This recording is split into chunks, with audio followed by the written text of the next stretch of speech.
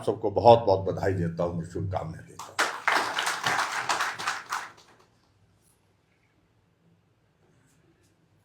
मित्रों, इस 45 वर्ष की इस यात्रा में भारतीय जनता पार्टी जहां मूल रूप से जनसंघ की शुरुआत के साथ हुई थी, आज के दिन भारतीय जनता पार्टी की जब स्थापना हुई, अलग अलग परिस्थितियों, अलग अलग हालात में संघर्ष करते हुए ये पार्टी आज ऐसे एक मुकाम पर पहुंची है जहां आज भारतीय जनता पार्टी देश की नहीं, दुनिया की सबसे बड़ी पार्टी बनकर के हमारे सामने है। और उस पार्टी के कार्यकर्ता होने का हमको सौभाग्य प्राप्त है। आज भारतीय जनता पार्टी का नेतृत्व आदरणीय नरेंद्र मोदी जी के रूप में, जो विश्व का सबसे लोकप्रिय नेतृत्व है, वो हमारी पार्टी का कार्यकर्ता नरेंद्र मोदी जी अपने जीवन के लंबे संघर्ष के बाद जो है जहां इस मंजिल तक पहुंचने में सफल हुए हैं, ये भी हमारा सौभाग्य है। दुनिया के सबसे मजबूत नेता के रूप में अगर नाम आता है तो भारतीय जनता पार्टी के ही हमारे नेता नरेंद्र मोदी जी का आता है। यह हम सबका सौभाग्य है कि जब से भारत आजाद हुआ है, लोकतंत्र की स्थापना हुई है, लगभग 60 वर्षों के पश्चात भारतीय जनता पार्टी के हमारे नेता नरेंद्र मोदी जी लगातार तीसरी बार प्रधानमंत्री बने। ये भी हम सबका बहुत बड़ा एक सौभाग्य है।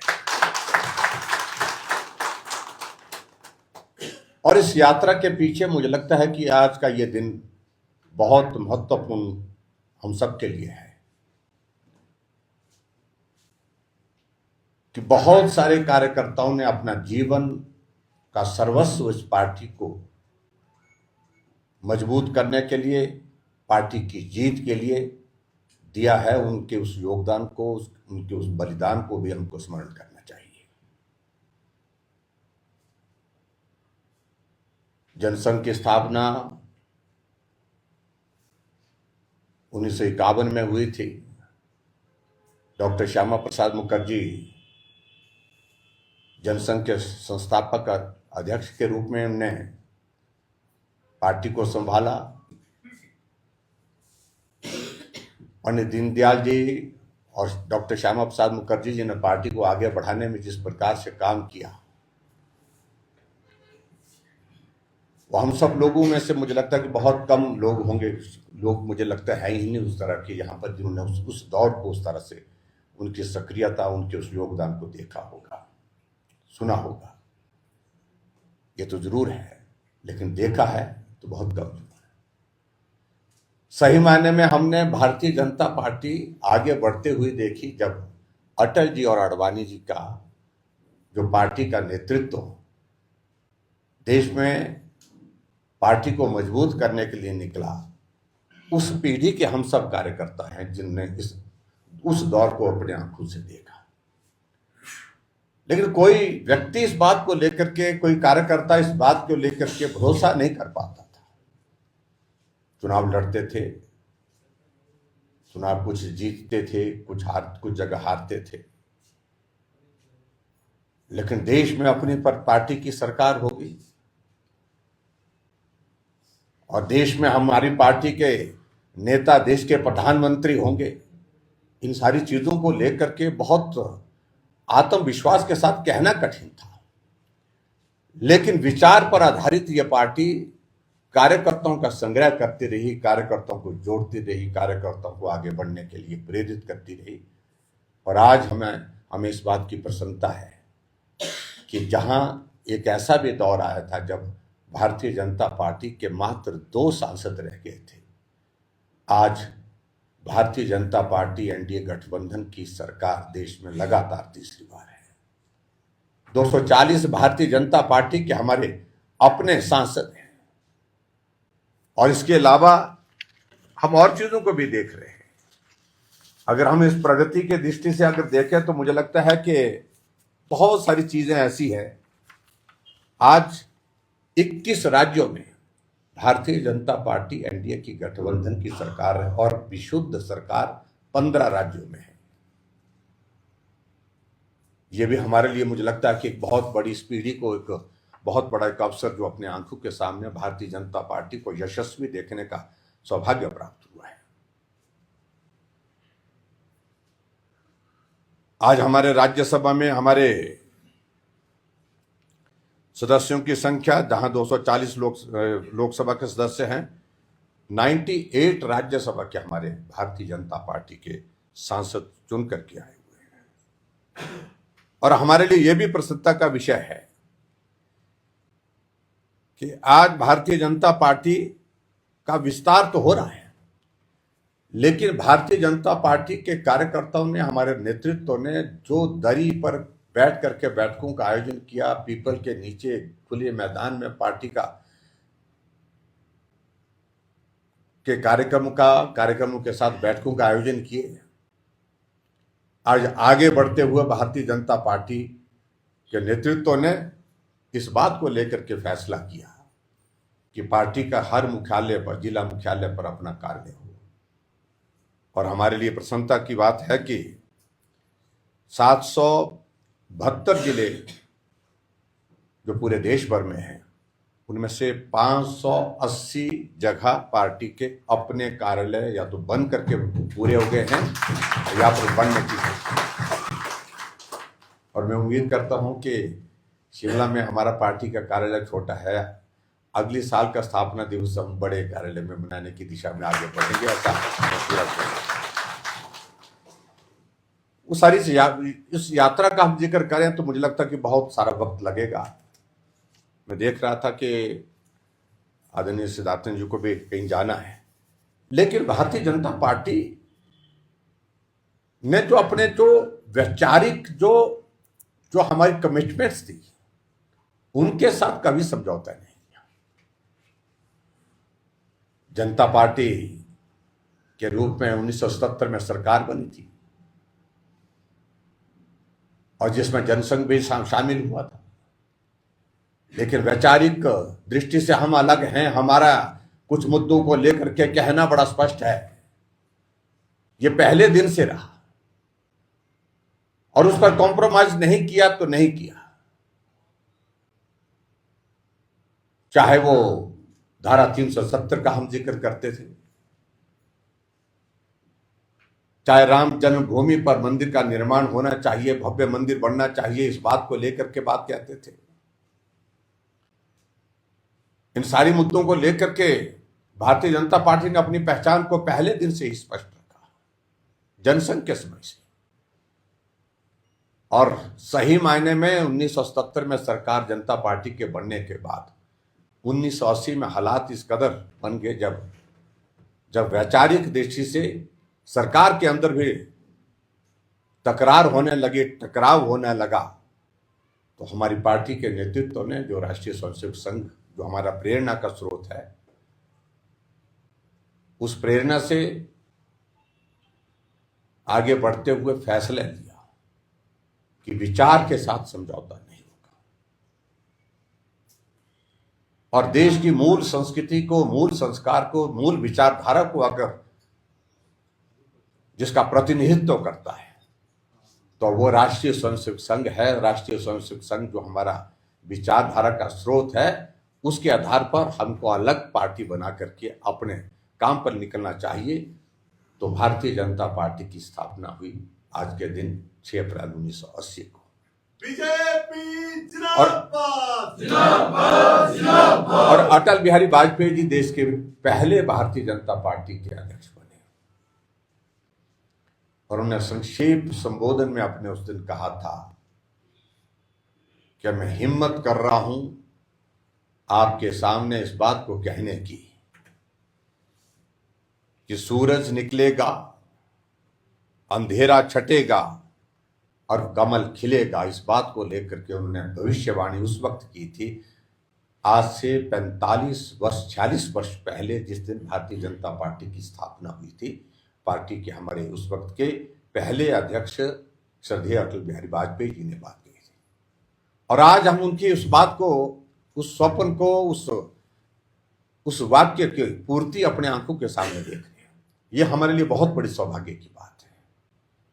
कितने लोग अपने जीवन को समर्पित करके चले गए, लेकिन सौभाग्य प्राप्त नहीं हो पाया कि भारतीय जनता पार्टी की सरकार देश में जो है अपनी आंखों के सामने देख सके।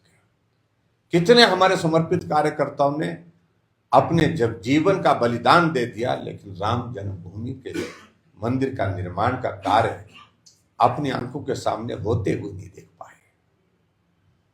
कितने ऐसे हमारे कार्यकर्ता जिन्होंने अपने जीवन का बलिदान दिया। डॉक्टर श्यामा प्रसाद मुखर्जी जी का जीवन अगर बलिदान हुआ तो धारा 370 को समाप्त करने के लिए, कि कश्मीर जम्मू कश्मीर जब भारत का राज्य है, भारत का हिस्सा है, तो वहां परमिट प्रथा को समाप्त करना चाहिए। लेकिन जब प्रथा को समाप्त करने के लिए केंद्र की उस वक्त की कांग्रेस की सरकार ने मना किया, तो उन्होंने कहा मैं स्वयं आंदोलन करूंगा, संघर्ष करूंगा और बिना परमिट के जो है जम्मू कश्मीर की सीमा में प्रवेश करूंगा। और उन्होंने यात्रा शुरू की, और लखनपुर के पुल को जैसे उनने पार किया, और पार करने के बाद जम्मू कश्मीर में प्रवेश होते ही उनको गिरफ्तार कर लिया गया। परमिट के बिना आए हैं, आपको हम गिरफ्तार करते हैं, ये कह करके जेल की सलाखों के पीछे डाला गया। और उसके पश्चात अभी तक भी कारण मालूम नहीं हो पाया कि उनकी मृत्यु किस वजह से हुई। क्या उनको ऐसी चीज दी गई जिसके कारण बहुत तेजी से उनका स्वास्थ्य गिर गया और उनका बलिदान हो गया। ऐसे कितने लोग हैं जिन कार्यकर्ताओं ने अपने जीवन में इन लक्ष्यों को लेकर के स्वप्न पाला था कि हम अपनी आंखों के सामने देखेंगे, लेकिन नहीं देख पाए। और आज हमारा ये सौभाग्य है, इस पीढ़ी का ये सौभाग्य है, इस बात को लेकर के मैं कह सकता हूं कि हमने राम जन्मभूमि का मंदिर का शिलान्यास भी अपनी आंखों के सामने होते देखा। हमने राम जन्मभूमि का जो है भव्य मंदिर का निर्माण कार्य पूर्ण होते भी अपनी आंखों के सामने देखा, और समर्पित होते भी देश के लिए भगवान रामचंद्र जी जो लंबे समय से जो 500 वर्षों का एक संघर्ष चल रहा था, उसके बाद जो है भव्य मंदिर में जो है वो उनकी मूर्ति की स्थापना हुई। और देश के हमारे यशस्वी प्रधानमंत्री नरेंद्र मोदी जी ने उस कार्य को संपूर्ण किया। उस दृश्य को देखने के लिए हम लोगों को सौभाग्य अपने जीवन में मिला है। मैं समझता हूं कि ये पीढ़ी बहुत सौभाग्यशाली है। उस दृष्टि से धारा 370 को लोकसभा में, राज्यसभा में समाप्त होते हुए हमने अपनी आंखों से देखा, जिसके लिए हमारी पार्टी के समर्पित कार्यकर्ताओं ने, पार्टी के नेताओं ने अपना जीवन बलिदान किया, लेकिन नहीं देख पाए, इस दृश्य को नहीं देख पाए। लेकिन हमें यह सौभाग्य प्राप्त हुआ कि हमने अपनी आंखों के सामने धारा 370 को समाप्त होते देखा। आज हमारे लिए प्रसन्नता की बात है, यही नहीं रुके, हमने सीएए को लागू होते देखा, बिल पारित हुआ आदरणीय मोदी जी के नेतृत्व में। हमने तीन तलाक समाप्त होते देखा अपनी आंखों के सामने, और हमने अभी 2 दिन पहले वक्फ बोर्ड का भी बिल जो है अमेंडमेंट के साथ पास होते देखा। ये सारी चीजें हम सब लोगों ने देखी। बड़े फैसले जो अगर लिए देश के इतिहास में, तो मैं कह सकता हूं कि वो मजबूत नेता हमारे देश के यशस्वी प्रधानमंत्री नरेंद्र मोदी जी ने लिए हैं। आज हमारे लिए सौभाग्य की बात है, हिमाचल जैसे छोटे से प्रदेश से भारतीय जनता पार्टी जो देश की नहीं दुनिया की सबसे बड़ी पार्टी है, उस पार्टी के राष्ट्रीय अध्यक्ष श्री जगत प्रकाश नड्डा जी हैं। मित्रों, बहुत सारी चीजें हमको प्रेरणा के रूप से अपने नेतृत्व से सीखने को है। चाहे अटल बिहारी वाजपेयी जी रहे, चाहे लाल कृष्ण आडवाणी जी आज भी हैं, चाहे हमारे डॉक्टर श्यामा प्रसाद मुखर्जी, पंडित दीनदयाल जी, और आज के हमारे देश के यशस्वी प्रधानमंत्री नरेंद्र मोदी जी। हमको अध्ययन करना चाहिए पार्टी के बारे में जानकारी, ये संघर्ष किस किस तरह के पड़ाव में से आगे बढ़ करके जहां पहुंचा है, ये हम सब कार्यकर्ताओं के लिए आवश्यक है। आज पार्टी ने तय किया कि हमारा पार्टी का झंडा हर मतदान केंद्र पर जाकर के हमारा कार्यकर्ता अपने अपने घरों में लगाए। उस दृष्टि से मैं देख रहा हूं कि सुबह से सोशल मीडिया में होड़ चली है पूरे देश भर में, और हम हिमाचल प्रदेश में भी देख रहे हैं। सुदूर जहां पार्टी का कोई आदमी कहीं नहीं मिलता था, जिस गांव में झंडा लगता था लेकिन सिर्फ एक पार्टी का लगता था, कांग्रेस पार्टी का लगता था, आज उन गांवों में, उन घरों में भारतीय जनता पार्टी का झंडा जो है वो शिखर पर लगा हुआ है, छत पर लगा हुआ है, घर के ऊपर लगा है। ये हमारे लिए एक बहुत बड़ी प्रसन्नता की बात है। आओ आज के इस अवसर पर हम संकल्प लें, जहां देश में भारतीय जनता पार्टी की सरकार है आदरणीय मोदी जी के नेतृत्व में, और आने वाले समय में जो हमसे हिमाचल प्रदेश में कमी छूटी है, उस कमी को हम शीघ्र पूरी करें, जल्दी पूरी करें। उसके लिए हम जो है कमर कस लें, संघर्ष करने की तैयारी करें, और निश्चित रूप से मैं दावे के साथ कह सकता हूं, दौर भाजपा का ही होगा, भाजपा का ही होगा। इस बात में कोई दो राय नहीं है।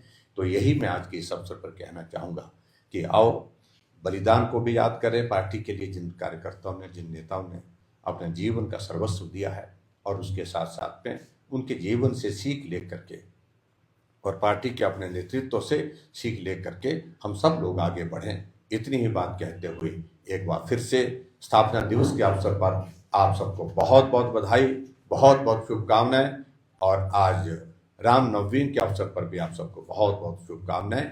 यही कह करके आज पार्टी का झंडा घर में लगाया आप लोगों ने, अगर उसके साथ फोटो नहीं खींची है तो फोटो जरूर खींचें, सरल ऐप पर उसको अपलोड करें, ऐसा पार्टी की ओर से आग्रह है, ये करना ही है।